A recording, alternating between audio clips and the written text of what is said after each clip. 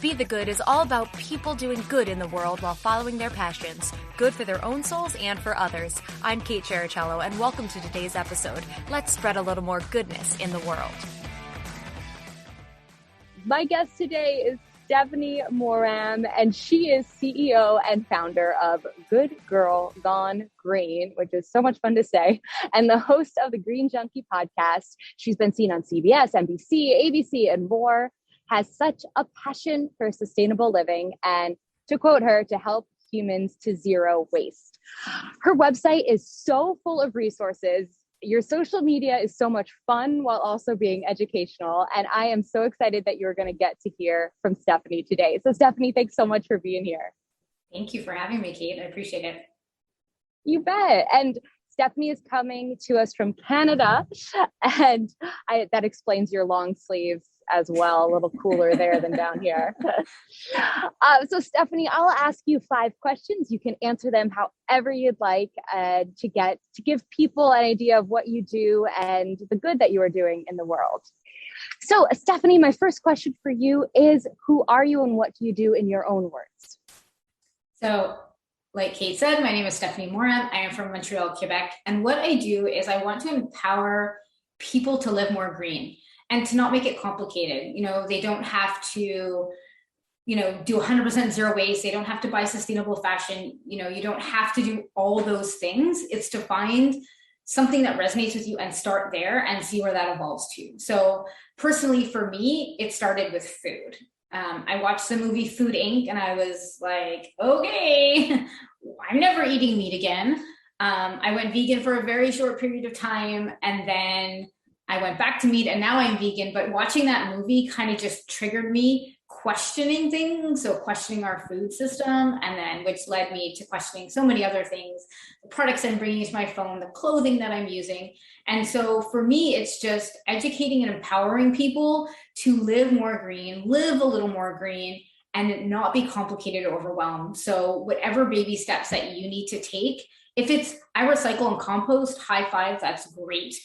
If it's taking it to another level of questioning and looking at the products you're bringing into your home, potentially, are they toxic? Are they not toxic? Looking at the clothing you're wearing, where is it coming from? Like asking those questions. But a lot of the times people don't start there. They usually start with the recycling. So it's to find out what shade of green you are. Are you mint green or are you forest green? And where do you fall on that spectrum of green, and how can I help you maybe get to the next color of green? How can I get you to sage? How can I get you past forest green? And that's kind of what I do. I'm launching my podcast, like you said, in a week, I think it is. So it'll be another platform to educate. And then, through Instagram and through my website, through master classes that I do and all those things, just to show people that it doesn't have to be complicated to live this lifestyle, and that I'm here to support you along the way. I love that. What shade of green are you? That's such a great way to put it. And also the not complicated part, because it does, people start to think, right? I'm sure you hear this all the time. Like there's so many things and every website says something differently. Like, where do I start? So thank you. This is so needed.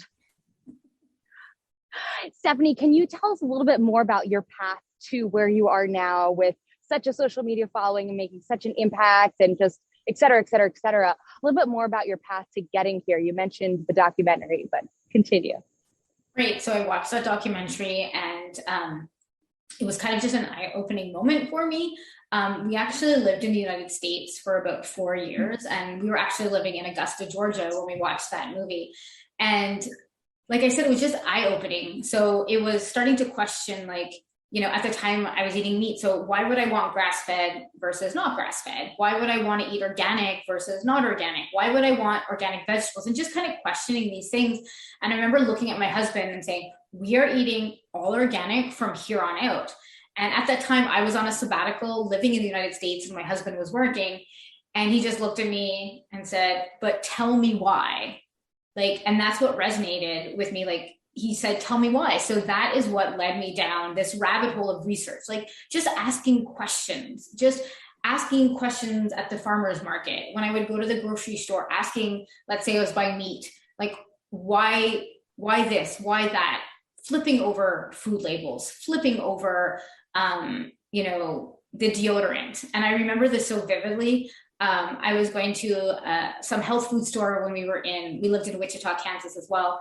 And I walked in, I didn't have a smartphone, and I just, grabbed these deodorants, and I'm staring at them thinking, which one do I buy? Which one do I buy? I had no idea. And I turned them over and I'm reading the ingredients, and I'm not really sure what all those ingredients were. So I bought like 5, kept the receipt, went home, got on Google, started looking at the different ingredients, saying, no, I don't want that. Oh, I don't want fragrance.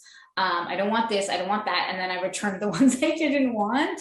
And that's kind of how I got started. And I got pregnant with my daughter at the time. So I started looking at what products do we need to buy for my little girl that's going to be coming. And then again, going, as new parents, we're bombarded with, you need to buy this, you need to buy this, you need to buy this. And then I said, but do I really need to buy all those things? Do I have to? Could I live more have less stuff? Do I have to buy this, and this? They're nice to haves, but I probably don't need them. And then realizing we're bombarded with, you need this, you need this, you need this. And again, back to asking questions. So, looking at the products I was bringing into my house for my daughter, which led me to asking questions about the clothing I was now buying. Who makes that clothing? What materials are being used when this clothing is being produced? How much are people getting paid? I'm paying $4 for a t-shirt.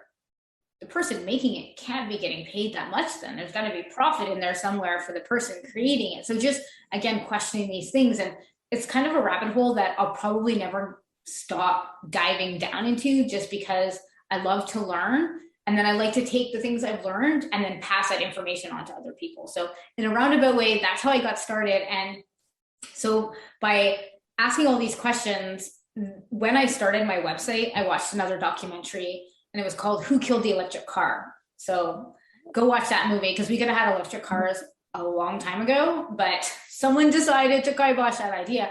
So I was watching that documentary, and I just stared at the wall. I was a social worker. I knew I was making a difference in kids' lives and families' lives, but I just looked at my husband and said, I got to do something more than that. Like, I'm so passionate about the environment.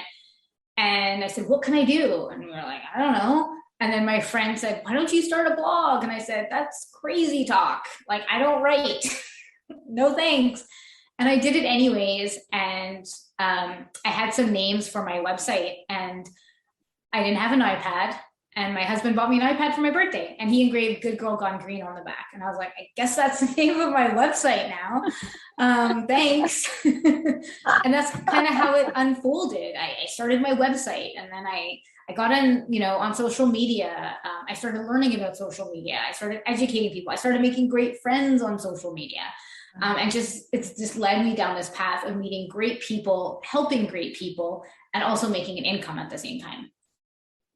Fantastic. And also just the fact that time and place, technology was there that you, and then talk about capitalizing on using it for spreading goodness, as we say here, right? And you are doing so much. Wow. And I know I said it in the intro, but people listening have to go to your website and your social media, because it's so bright and cheery and digestible, like you said, uncomplicated. And you are really living by that. You break things down and you add comedy. And I think that's so wonderful.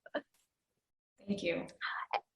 Now, how has the pandemic changed things in your work in terms of, anything, maybe reaching people, connecting, going online more than in person? And is there anything that maybe has even changed for the better that you hope will continue? I think from like a personal standpoint, one thing that's kind of drastically changed was that I started taking care of myself. I worked a lot before, and it was, a badge of honor to be like, I hustle, I stayed up till midnight, high five. And when things started changing, the kids were out of school. They went back to school last September, but they were out from March until September. And my husband had just started his own company. And he was gone sometimes 12 hours, 17 hours, 24 hours. And then he'd come home and sleep, and then he was gone again. Like, he was legit a startup company. And So things had to change. They had to change because I was going to run myself into the ground. So after some time, I realized I need to start taking care of myself. I need to do more for me. So I started walking every day, and it's like a non-negotiable for me. I walk almost 2 hours a day. I get the kids on the bus. During the summer, it was a little bit more difficult because the kids were home all the time. But now that they're in school, they get on the bus at 8. I'm walking until 10. And unless it's something really, really important, like the Today Show calls me and says, I need you on at 9 o'clock a.m., then I won't go for my walk. But outside of that, that's a good reason. outside of that, it's a priority for me. So I think this whole pandemic really made me slow down. And I think that was needed because for 5 or 6 years, I was just like, go, go, go. And, so it made me start thinking about my self-care. And I think we don't often, if you're an entrepreneur, often don't think about that. If, you're a stay-at-home parent, sometimes you forget to do that. Or even if you're a 9-to-5 working parent and you have kids, like we often forget to take care of ourselves. So for me, that was a big shift, is that I don't need to work from 8 o'clock in the morning when my kids get on the bus until 4:30 when they walk through the door. I don't need to do that. I can do other things, and I need to enjoy my life. I got back in touch with an old friend that we've fallen out of touch, and we got back in touch at some point. And it's a priority for me that I see her almost every week, that we go for a walk, that I live 20 minutes outside of Montreal. I drive to Montreal, and when I drive to Montreal, there's a lot of traffic. So it's like a full day event just to go see her for a couple of hours. And I've made that a priority. So I think it's made me slow down my life a little bit. From a business standpoint, I kind of love it because I can be super introverted. And I used to go to tons of events. Like I'd go to Utah, I'd go to like Vegas, I'd go down to Florida, I'd go to all these events for my business. And I haven't gotten on a plane since that March. The last time I was on a plane, I was in Hawaii, and that was that February, and I haven't gotten on a plane since. So from that standpoint, it's also made me concentrate more on my business because I'm traveling less. Like I would travel a lot, and I'm actually liking the fact that I'm not traveling as much. So I think those are two things that have really shifted on a personal level and business level. And it's also given me more time to really focus on my business versus, before it was kind of a crap show. It was like, I'm traveling here. My kids are home. They're not home. Where do I put my focus? And it's really made me focus on what's important in my business and what direction do I want my business to take. Before it was kind of all over the place what I was doing in my business, and the pandemic really made it super clear. This is what I want to do, and this is the direction I want to take it. I want to start a podcast. I want to do masterclasses. I want to be funny on Instagram. I want to be silly, but I also want to educate people at the exact same time. How can I make this happen without losing my mind? And I just wanted to say, I think for me, it's just kind of slowed everything down. And I think that was something that I personally needed from a personal standpoint and also business standpoint. And how amazing that it's slowing down is when the most happens, right? Is that the way to say it? Like you're doing less, but the quality of what you're doing and the focus and the attention is so strong that I'm sure that business has grown so much, even just in the last 18 months with this new setup or new routine, now being home more. And of course, I love to hear about the walking. I get on a pedestal about that all the time. Just find a way to move. Good job. Stephanie, that was a great example of, goodness. And I like to call them good news moments. Any other examples you'd like to share of maybe people you've interacted with or people you've seen change their lifestyle to be greener and more climate conscious, anything under that umbrella? I think, again, it's also kind of an example of myself. I don't drive as much anymore. I don't feel the need to drive. And I think that's had an impact on the environment. I would love to get an electric car. I have a hybrid car, but I've sat down so many times with my husband saying, I'd love to get a Tesla. And I just sound like, I don't see the point. And the point being, I don't drive enough to warrant needing a full electric car right now. we have a plug-in van that my husband drives to work. He gets to work and back on electric. It would make more sense that he would have an electric car. I think for me, it's just more, I want an electric car. So just even making that shift. But I think other people are starting to notice things when it comes to the environment, like because people have slowed down a little bit more, I feel like people are taking notice to things like, oh, the coffee shop is not taking reusable mugs. Well, isn't that weird? Like taking notice to those things and maybe saying, well, I'm not going to go there anymore if that coffee shop is not going to take it. Like, I think they're taking notice to things more. And I think when people weren't working as much, they were maybe more health conscious, more environmentally conscious, like, oh, now I have the time to really understand composting, or I really have the time to understand recycling. And I also think it's in the everyday conversations I have with people that I've seen the most impact. I really believe that, whether it's with children, whether it's with adults, we teach people by our actions versus what we say, right? So anyone that has kids that's listening, you could tell your kid 100 times not to do something, and they probably will still do it. But if you act in a certain way, they will want to mimic that. Or, for example, we bring reusable straws with us and napkins and all these things. And I've stopped telling them necessarily what I'm doing or that they need to do it, and I just do it. And then they're like, oh, did you bring the straw? I was like, of course I brought the straw. I'm like, oh, do you have our spoon? I'm like, of course I have our spoon. And like, they're asking those questions because they see me doing it. So I feel like that's how people learn. And so for me, it's getting messages from people going, oh, I bought a stainless steel straw, or, oh, I went to this local place and I saw cloth produce bags, and I bought some because I thought of you and what you said on Instagram or what you did. So I feel like it's the everyday actions. It's not this like big glorious thing where someone's like never composted, never recycled, and now they're like, queen of green, I think it's those everyday actions that I hear a lot of those stories because they've had the time to learn, or they're paying more attention now. I feel like people are paying attention more, specifically on social media. We have the attention span of like a fish most of the time, but I think with videos and reels on Instagram and little videos on TikTok, or videos on even on Pinterest now, you can do short videos, and Twitter you can do like all these short videos, I feel like is grabbing people's attention, and they're learning from that as well, and they're implementing changes in their everyday life just by seeing like a 5-second video. And I feel like that's where the change is going to happen from a green standpoint, is that people are going to watch the different things that I do and then say, oh, I'm going to get a stainless steel straw because I don't want to use the plastic one anymore. Or I'm going to bring my cutlery with me when I go to the restaurant for takeout so I don't have to take the plastic ones. Or I'm going to go to this coffee shop to get my tea versus this one because they'll take my reusable mug. Or I'm going to walk to the store versus I'm going to drive to the store because it's not far. Or I'm going to do this versus this.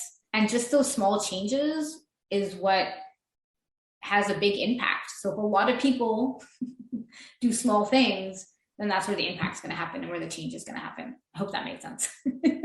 It makes perfect sense. I just want to be like, one more time for the people in the back. Those small changes. Yes, exactly. And Stephanie, is there anything that you find yourself saying over and over again to yourself, to your family, to those you're interacting with online, a mantra, a saying, a quote, anything? There's one quote that I love that I don't necessarily say it every day, but I look at it and I read it. So is it okay if I just read it quickly? Yes, please. So it's Steve Jobs. A lot of you have probably already heard it, but I feel like it applies to my life in so many ways just because of where I got started and where I am right now, and how I kind of often feel like not an outcast. I don't think that's the right word. I just feel like I do things differently as a person, as a business person. I don't follow the status quo. I do what makes me happy and how I feel like my business can propel forward, and how things in my personal life can propel forward. So I love this one. Here's to the crazy ones, the misfits, the rebels, the troublemakers, the round pegs in the square holes, the ones who see things differently. They're not fond of rules, and they have no respect for the status quo. You can quote them, disagree with them, glorify or vilify them, but the only thing you can't do is ignore them because they change things. They push the human race forward, and while some may see them as crazy ones, we see genius, because the people who are crazy enough to think that they can change the world are the ones who do. I love it so much. Excellent. Excellent. That one, now you're reminding me of it now. You want to print it out. Stephanie, fantastic. Thank you so much for talking with me today. And please tell everyone where they can find you and follow you. Well, I hang out mostly on Instagram at goodgirlgonegreen_. Like I mentioned before, I'm starting a podcast as well called Green Junkie. So if you'd like to follow along on that journey or, get updates or anything like that, you can also find it on Instagram. You can go to my goodgirlgonegreen_ and you can find it as well. And you can go to goodgirlgonegreen.com, but I definitely hang out on Instagram the most. I have the most fun there. So I like to go where the fun is. And you can see that you have fun with it too. It's not just like you're plugging and chugging advice. It's fun, it's educational, and it's, like I said earlier, digestible. So Stephanie, thank you for what you're doing to make the world a better place. It is so appreciated by all of us, for sure. Thank you. Thanks for having me.